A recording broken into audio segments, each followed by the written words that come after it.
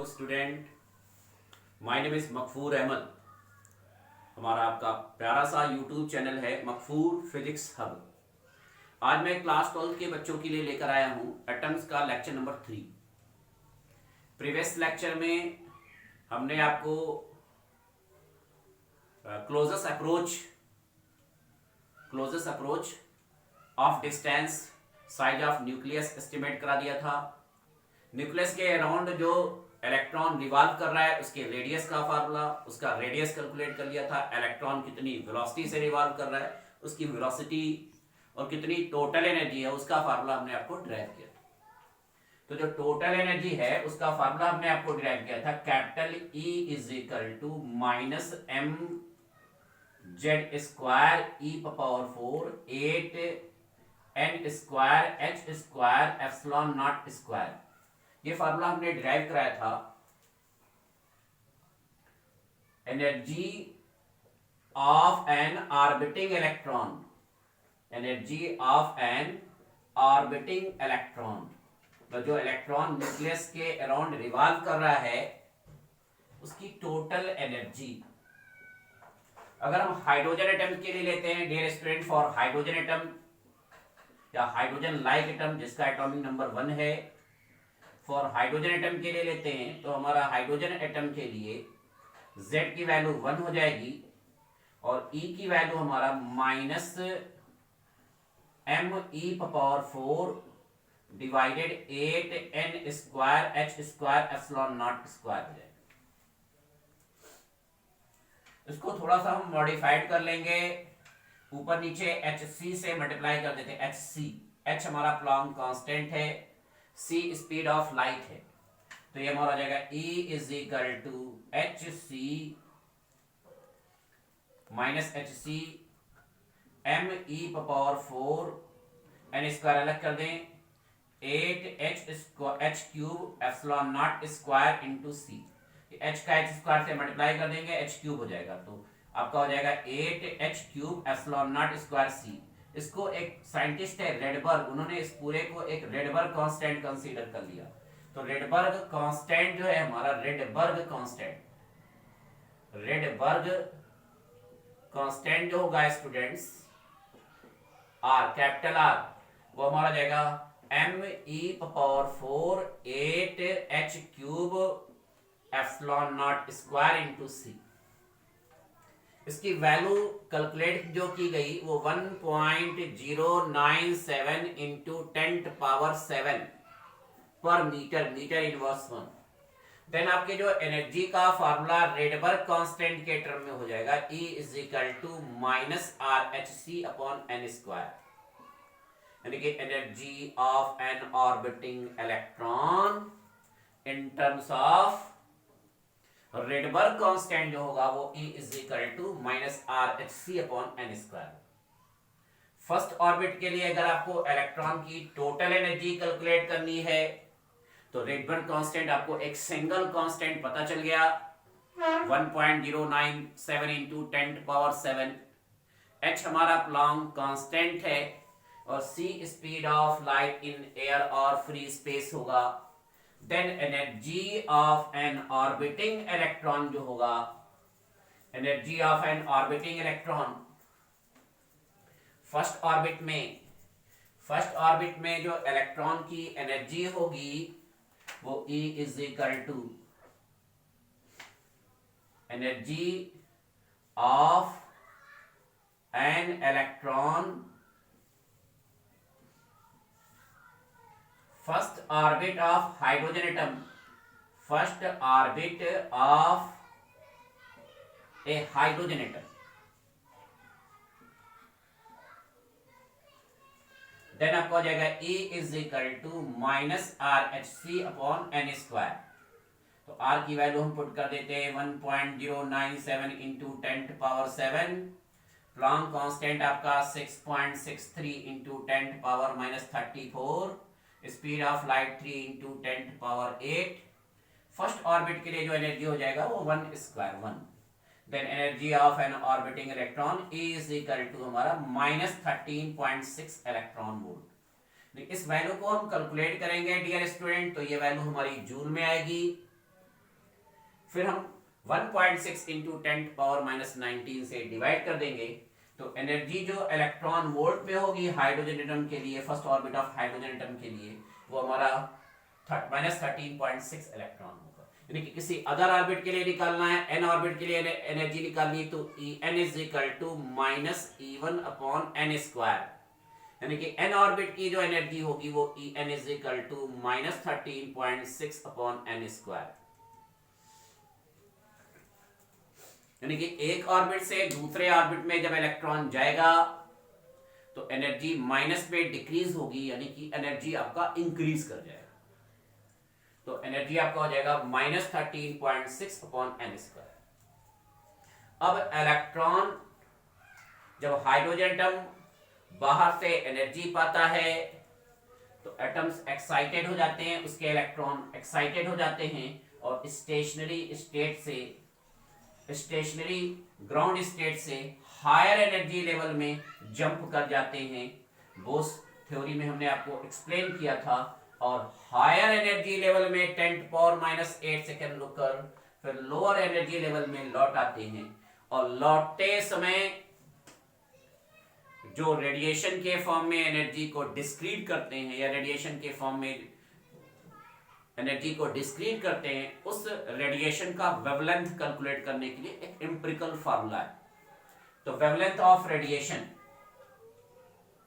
Wavelength of radiation, energy higher energy level से lower energy level में लौट रही है, तो जो फोटॉन की एनर्जी है फोटॉन्स के फॉर्म में रेडिएट होगी एच न्यू। न्यू रेडिएशन की फ्रीक्वेंसी है, एच प्लॉन्क कांस्टेंट है, h nu is equal to आपका E2 माइनस E1 होगा। H nu is equal to आपका क्या होगा dear student, E2 minus E1। Then आपका हो जाएगा Hc अपॉन लेमडा, ई यहाँ पे ले लेंगे -m, z लेना नहीं है क्योंकि हाइड्रोजन एटम है, -m e⁴ 8n square h square epsilon naught square. Energy level 2 पर है ये E2, तो यहाँ n2 स्क्वायर ले लेंगे, और E1 में आपका माइनस माइनस प्लस हो जाएगा m e⁴ divided 8n1 square h square epsilon naught square. बेटा पूरा कॉमन ले लेंगे n2 n1 को छोड़कर, तो जब हम पूरा कॉमन लेंगे तो Sc upon lambda m e⁴ divided 8h square epsilon naught square, और ये वैल्यू आपका हो जाएगा ब्रैकेट में ये माइनस में 1/n2 स्क्वायर, ये प्लस में 1/n1 स्क्वायर। देन आपका हो जाएगा 1/n1 square minus 1/n2 square. अब Sc से डिवाइड कर देंगे, देन हमारा 1/λ is equal to m e⁴ divided 8h³ epsilon naught square c, और ब्रैकेट में हो जाएगा आपका 1/n1 square minus 1/n2 square. तो ये पूरा हमारा क्या हो जाएगा बेटा, रेडबर्ग कांस्टेंट।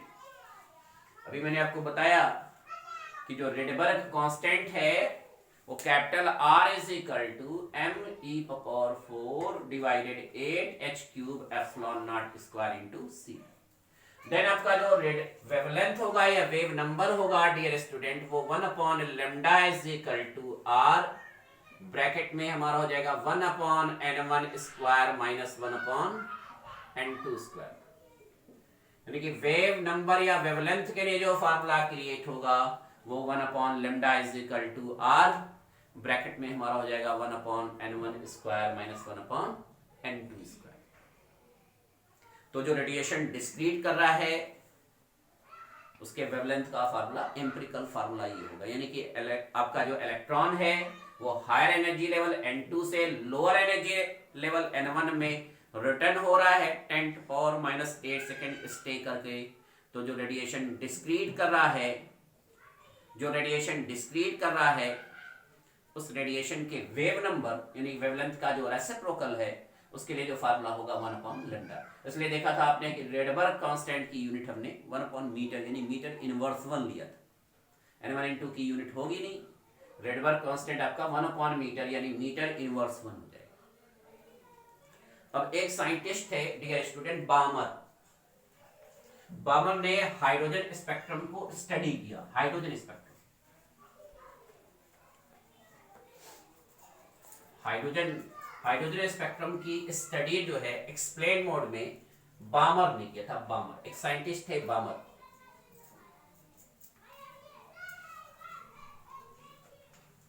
बामर ने देखा कि हाइड्रोजन स्पेक्ट्रम में, बामर ने देखा कि जो हाइड्रोजन स्पेक्ट्रम है, हाइड्रोजन स्पेक्ट्रम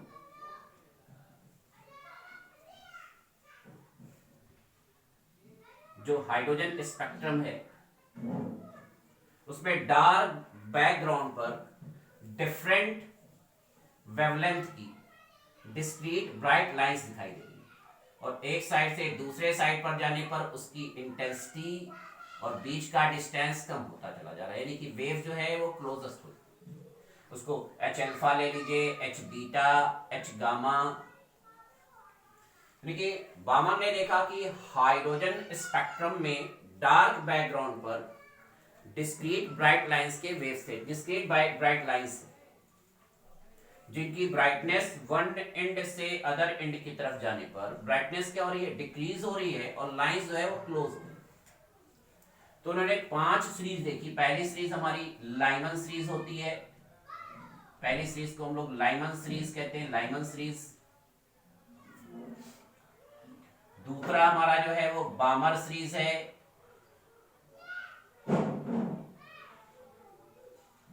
तीसरा जो है हमारा वो पाश्चन सीरीज है, पाश्चन। फोर्थ नंबर पर हमारा ब्रैकेट सीरीज है, ब्रैकेट सीरीज। 5 नंबर पे जो है हमारा वो है Pfund series, the Pfund series. Lyman series, Balmer series, Paschen series, Brackett series, Pfund series. Lyman series, Balmer series, Brackett series, Pfund series, 5 series उन्होंने देखा। अब जो लाइमन सीरीज के लिए एम्पिरिकल फार्मूला प्रूफ किया गया, लाइमन सीरीज के लिए, तो लाइमन सीरीज का जो है empirical formula dear student, 1 upon lambda is equal to 1 upon R, 1 by 1 square minus 1 by n square. अब n आपका 1 छोड़कर 3, 4, 5 डैश डैश इनफाइनाइट, यानी कि जो इलेक्ट्रॉन है वो हायर एनर्जी लेवल 2 से 3 से 4 से इनफाइनाइट से जंप करके फर्स्ट ऑर्बिट में आ रहा है। ये लाइमन सीरीज का एम्पिरिकल फार्मूला।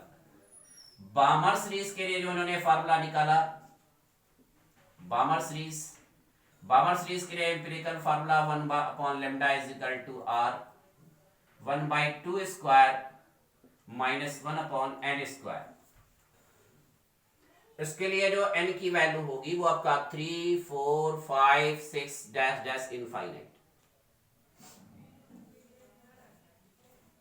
फिर इन्होंने पाश्चन सीरीज के लिए जब एम्पिरिकल फार्मूला किया, पाश्चन सीरीज,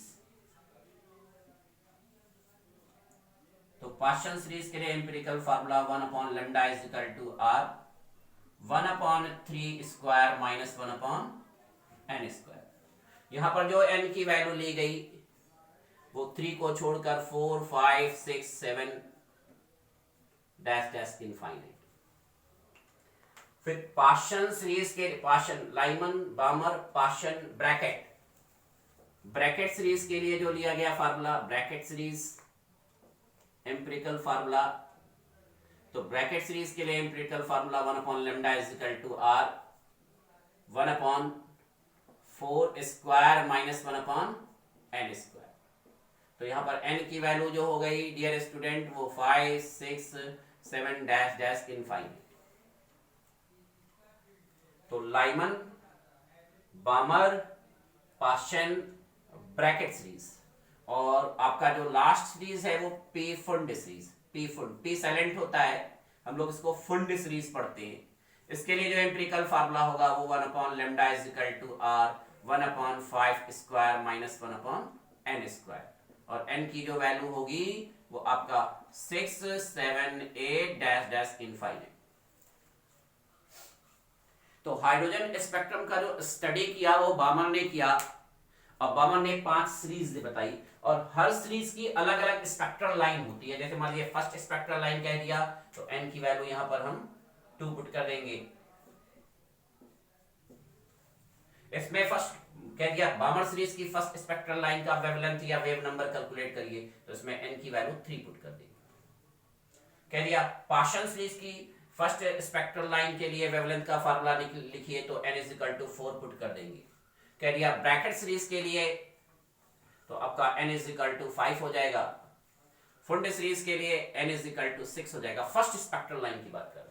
शॉर्टेस्ट वेवलेंथ की जब बात कहेगा किसी भी सीरीज में, चाहे वो लाइमन सीरीज हो, चाहे आपका बामर सीरीज हो, चाहे आपका ब्रैकेट सीरीज हो, चाहे आपका लाइमन बामर पार्शियल ब्रैकेट हो, चाहे फुंड हो, किसी भी सीरीज के लिए अगर शॉर्टेस्ट वेवलेंथ कह रहा है तो n1 तो बेटा आपका फिक्स है। शॉर्टेस्ट वेवलेंथ मतलब n is equal to infinite. जैसे आपके लाइमन सीरीज के लिए शॉर्टेस्ट वेवलेंथ क्या है तो 1/1 स्क्वायर माइनस 1/∞ स्क्वायर, इस पे निकाल लेंगे इनफाइनाइट स्क्वायर शॉर्टेस्ट वेवलेंथ। एक बात और समझेंगे डियर स्टूडेंट, जो भी टॉपिक है बेटा राइट करते जाइए। आप इसको नोट कॉपी लीजिए, पेन लीजिए, राइट डाउन करिए। इस पर फिर हम लोग क्वेश्चन लगाएंगे। हाइड्रोजन स्पेक्ट्रम की जो डिफरेंट सीरीज है और डिफरेंट सीरीज की जो स्पेक्ट्रल लाइंस हैं उसके वेवलेंथ का फार्मूला एग्जाम में पूछा जाता है।